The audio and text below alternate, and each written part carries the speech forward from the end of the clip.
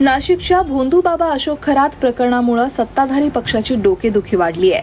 काँग्रेसचे प्रदेशाध्यक्ष नाना पटोले यांनी तर थेट मंत्रिमंडळातील 4 मंत्र्यांवर गंभीर आरोप केले आहेत। हे मंत्री कोण आहेत आणि या प्रकरणाचं नेमकं सत्य काय, चला जाणून घेऊयात। नाशिकच्या भोंदू खरात प्रकरणी काँग्रेस नेते नाना पटोले यांनी खळबळजनक दावा केलाय।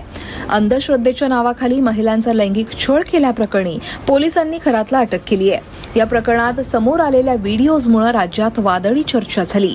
प्रकरणाचं गांभीर्य ओळखून सरकारनं याचा तपास करण्यासाठी एसआयटी नेमली। हा तपास सुरू असतानाच पटोले यांनी राज्यातील 4 मंत्र्यांचा या प्रकरणात थेट सहभाग असल्याचा दावा केला। काँग्रेस नेते नाना पटोले म्हणाले, अशोक खरातकडून सगळी माहिती गोळा केल्यानंतर त्याला मारून टाकलं जाईल असं आम्ही आधीपासून सांगतोय। विधानसभेतही आम्ही बोललो। या खरात प्रकरणात महाराष्ट्राच्या मंत्रिमंडळातील 4 मंत्र्यांचा समावेश आहे। याबाबत पत्र सुद्धा आम्ही मुख्यमंत्र्यांना देणार आहोत। या 4ही मंत्र्यांना मंत्रिमंडळातून काढून टाकण्याची आमची मागणी आहे असं नाना पटोले म्हणाले।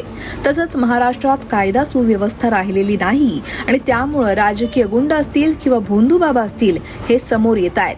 कायदा सुव्यवस्थेचा प्रश्न निर्माण झाल्यानं हे सगळं घडतंय।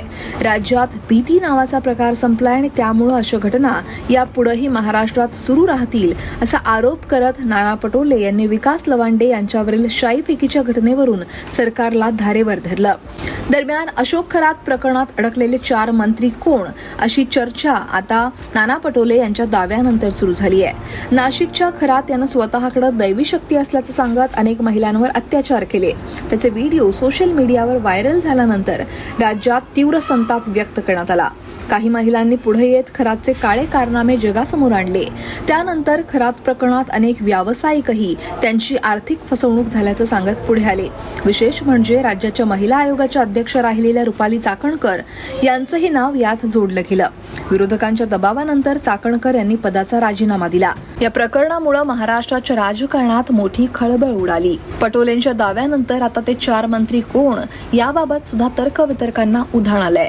कायदा आणि सुव्यवस्थेवरही प्रश्नचिन्ह निर्माण झालंय।